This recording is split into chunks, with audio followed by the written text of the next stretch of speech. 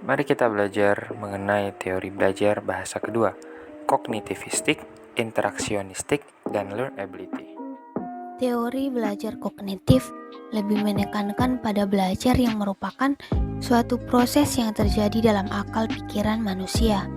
Pada dasarnya, belajar adalah suatu proses usaha yang melibatkan aktivitas mental yang terjadi dalam diri manusia sebagai akibat dari proses interaksi aktif dengan lingkungannya untuk memperoleh suatu perubahan dalam bentuk pengetahuan, pemahaman, tingkah laku, keterampilan, dan nilai sikap yang bersifat relatif dan berbekas. Belajar bahasa terpaut dengan bagaimana kita berpikir atau menyangkut proses yang terjadi secara internal dalam diri seseorang. Pembelajaran bahasa dalam teori kognitif dipahami bukan hanya given atau diberikan oleh alam, tetapi harus dipelajari dari lingkungan. Artinya adalah pembelajaran bahasa bukan terjadi secara alami, tetapi harus dipelajari. Perkembangan bahasa yang diperoleh bergantung pada keterlibatan kognisi seseorang dengan lingkungannya. Dalam bahasa sederhananya adalah seseorang mengamati lingkungannya dan memahaminya, lalu mengolah informasi yang diamatinya dalam pikirannya yang kemudian menghasilkan pemahaman baru. Nah, teman-teman, di sini kita akan belajar ada 4 tahap atau proses belajar bahasa. Nah, yang pertama itu ada asimilasi, yang kedua akomodasi, yang ketiga diskuilibrasi, dan yang keempat adalah ekuilibrasi. Nah, apakah yang dimaksud dengan asimilasi? Asimilasi adalah proses penyesuaian pengetahuan baru dengan struktur kognitif atau struktur pengetahuan. Yang kedua itu akomodasi. Akomodasi adalah proses penyesuaian struktur kognitif dengan pengetahuan baru. Yang ketiga adalah diskuilibrasi. Diskuilibrasi adalah proses penerimaan pengetahuan baru yang tidak sama dengan yang telah diketahuinya. Dan yang terakhir, ekuilibrasi adalah proses penyeimbang mental setelah terjadi proses asimilasi. Nah, berarti di sini terjadi keseimbangan. Seperti itu ya, teman-teman. Terima kasih. Model belajar bahasa Indonesia. Dalam pembelajaran BIPA terdapat 3 model belajar yang berkaitan dengan kognisi dalam pembelajaran bahasa Indonesia yang dicetuskan oleh Jerome Bruner, seorang psikologi perkembangan dan ahli psikologi belajar kognitif. Yang pertama adalah enaktif. Enaktif adalah aktivitas untuk memahami lingkungan. Pada enaktif ini, tahapan belajar di mana siswa diberi kesempatan untuk memanipulasi atau mengatur atau mengerjakan dengan cara yang pandai sehingga dapat mencapai tujuan yang dikehendaki, yaitu objek konkret secara langsung. Aktivitas yang dilakukan dalam upaya mengenali lingkungan sekitarnya. Artinya, dalam memahami lingkungan, anak menggunakan pengetahuan motoriknya, misalnya melalui gigitan, sengatan, dan pegangan. Yang kedua adalah ikonik. Ikonik adalah melihat dunia lewat gambar dan visualisasi verbal. Ikonik ini berkaitan dengan gambar atau lambang yang langsung menimbulkan pertalian atau hubungan dengan benda yang dilambangkannya. Cara penyajian ikonik ini merupakan sekumpulan gambar yang mewakili suatu konsep, tetapi tidak mendefinisikan sepenuhnya konsep tersebut. Misalnya, gambar sebuah negara maju, tetapi tidak menjelaskan secara utuh konsep dari negara maju itu. Yang ketiga adalah simbolik. Simbolik artinya memahami gagasan-gagasan yang abstrak. Anak belajar memahami lingkungannya melalui simbol-simbol bahasa, logika, matematika, dan sebagainya. Contoh dari 3 model belajar bahasa Indonesia yang sudah dipaparkan sebelumnya dapat teman-teman baca di layar masing-masing. Seorang penutur asing dari Jepang ingin melafalkan kosakata bahasa Indonesia. Ia menggunakan prinsip-prinsip pelafalan dalam bahasanya, yaitu membaca sesuai tulisan. Pada bagian ini termasuk enaktif karena penutur asing dari Jepang tersebut menggunakan prinsip dalam bahasanya, yaitu bahasa Jepang, untuk membaca kosakata bahasa Indonesia tersebut, yaitu pelafalannya sesuai dengan tulisan yang tertera. Sedangkan penutur asing yang lebih tua melafalkan kosakata tersebut menggunakan visualisasi.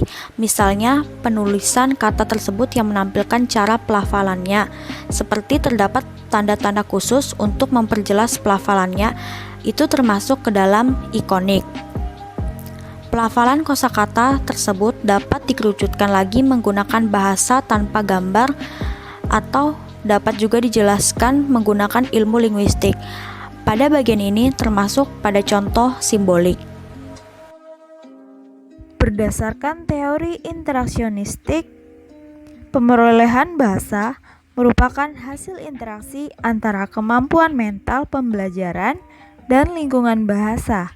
Hal ini diungkapkan oleh Ellis tahun 1986. Interaksi kedua aspek itu merupakan manifestasi dari interaksi verbal yang aktual dari pembelajar dengan lawan tuturnya. Kebutuhan mendasar yang diperlukan dalam proses interaksi yakni adanya input. Jadi, yang terpenting dalam pemerolehan bahasa adalah interaksinya dengan orang lain.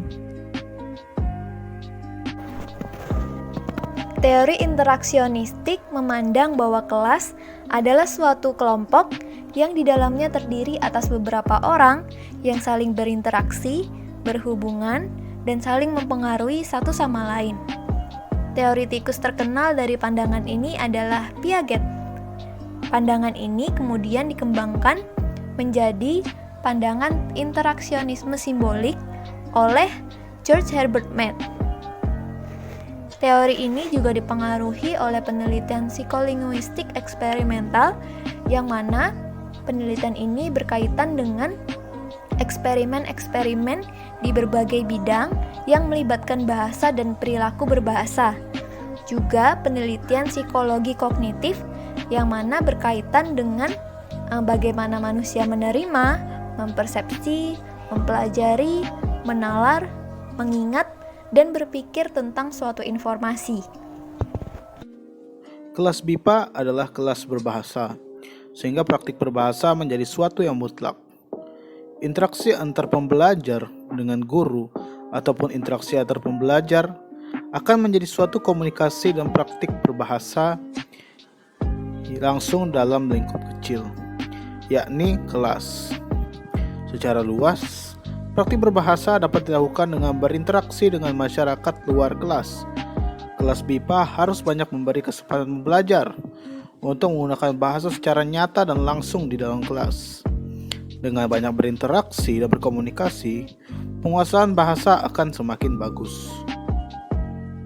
Berikutnya, contoh penerapan dari teori interaksionistik. Riva berinteraksi menggunakan bahasa Inggris dengan dosen mata kuliah Basic English.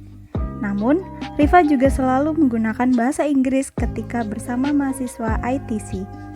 Nah, dari kedua hal tersebut, teori interaksionistik yakin bahwa kemampuan bahasa kedua Riva akan semakin baik melalui teori interaksi.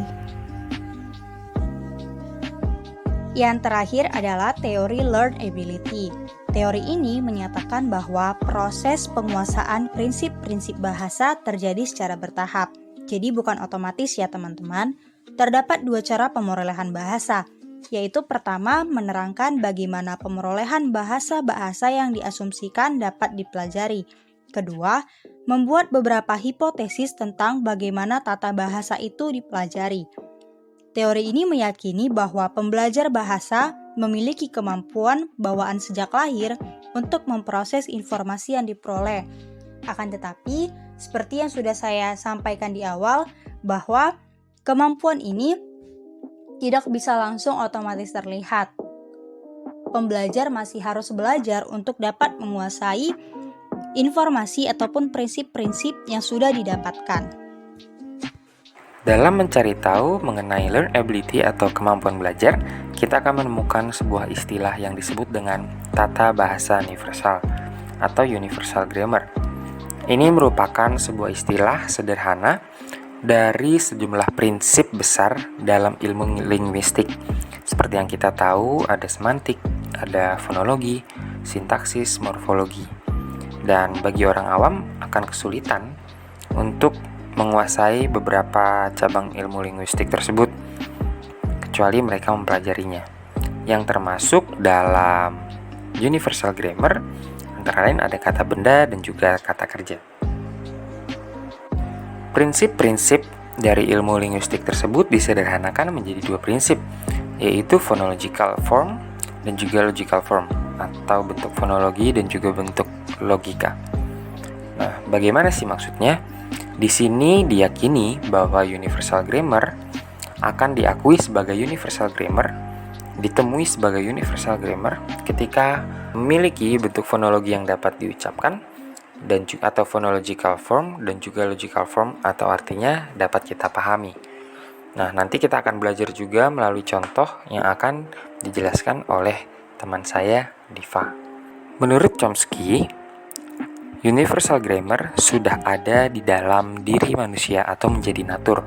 Hal ini sangat mirip dengan teori LAD atau perangkat LAD yang ada dalam diri kita untuk mempelajari bahasa. Karena meskipun dengan dua prinsip, yaitu phonological form dan juga logical form, tidak dapat dijelaskan secara logika bagaimana kita bisa memahami bahasa yang tidak kita kuasai. Ya, meskipun kita akan memahaminya nanti, tapi kita tidak bisa menjelaskan bagaimana kita bisa memahami dari yang tidak kita pahami. Maka jika teman-teman setuju, ini juga dapat dikatakan sebagai anugerah. Berikut adalah salah satu contoh teori learnability, yaitu penggunaan frasa jangan boleh yang diucapkan oleh pembelajar BIPA. Berdasarkan susunan dan penggunaan tata bahasa, frasa yang diucapkan adalah salah. Namun, frasa ini tetap dapat kita mengerti karena kita sudah memahami dan sering menggunakan bahasa Indonesia. Bahasa jangan boleh sudah menjadi bahasa yang umum dan ataupun universal di dalam masyarakat saat ini, sehingga kita dengan mudah mengetahui makna dari frasa yang diucapkan walaupun susunan katanya masih salah.